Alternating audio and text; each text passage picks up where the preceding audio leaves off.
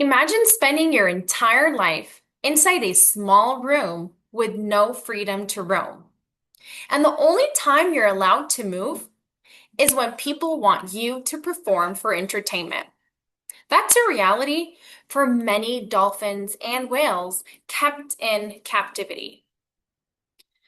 My name is Layla, and I want to talk about an issue that is often overlooked: the emotional and physical suffering of dolphins and whales kept in entertainment parks.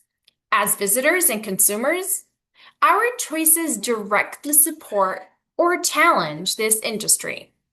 I've spent time researching marine biology studies, animal welfare reports, and scientific articles to understand what captivity really does to these intelligent animals. Today, I'll walk you through the problem, share the most effective solution, and end with a simple action that you can take. And at the end of my presentation, I'll summarize everything and answer any questions that you might have. Let's begin by looking at what these animals actually experience in captivity.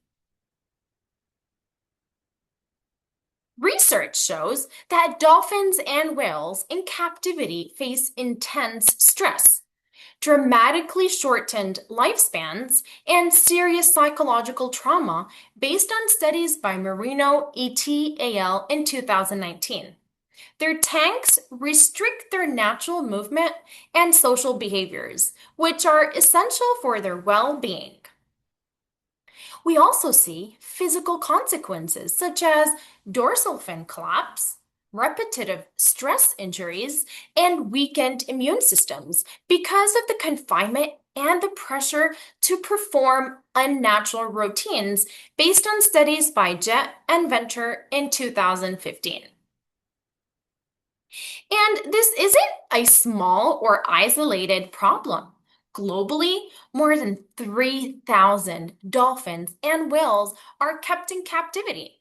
Many show signs of anxiety, aggression, and even self-harming behaviors, all indicators of serious distress, based on studies by the World Animal Protection in 2020.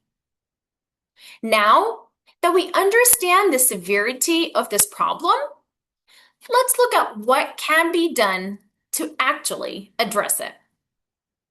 One of the most effective ways to improve their lives is by transitioning these dolphins and whales from entertainment parks into rescue and rehabilitation centers, based on studies by Venter and Jet in 2015.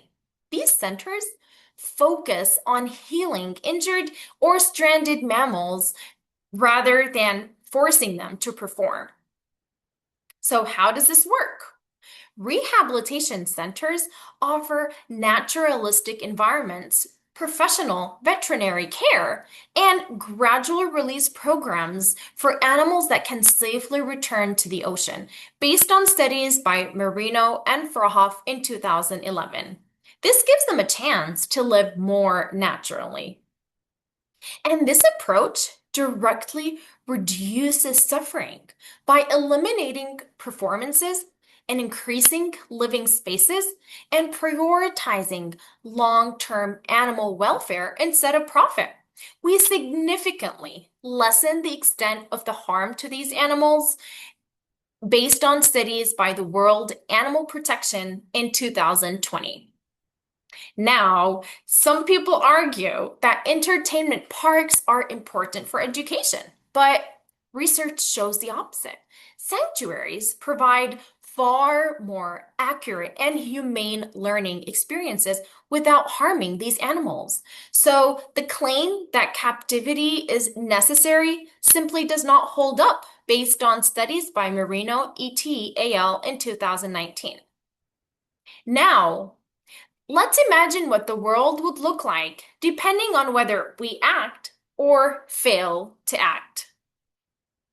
With the solution, Dolphins and whales finally get the chance to live in spacious, semi-natural environments. They can swim freely, form social bonds, and behave naturally.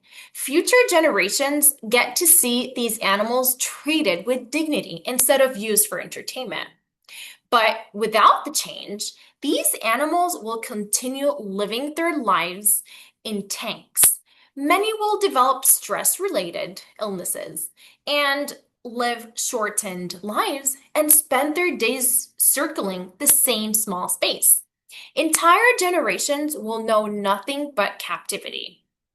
Now that you've seen both futures, here is what you can do today. The action that I'm asking you is simple. Support ethical marine sanctuaries. How can we do that? First, choose not to buy tickets to marine parks that use tanks and performances. Second, follow and support accredited sanctuaries online. And third, share information with your friends and family to raise awareness. To make this even easier, you can learn or get involved directly through the website at whalesanctuaryproject.org. Let's wrap up with a quick conclusion. In this presentation, we explore the suffering faced by dolphins and whales kept in captivity, the solution of transforming these parks into rehabilitation centers, and the simple actions that we can take to support ethical treatment. We know captivity creates serious physical and psychological harm. Sanctuaries offer a humane and realistic alternative. And finally, the next time you see a dolphin smiling in a tank, remember that isn't a real smile. It's just the shape of their face. What you're seeing on the outside does not reflect what they're experiencing on the inside. And that's what your choices matter. Thank you.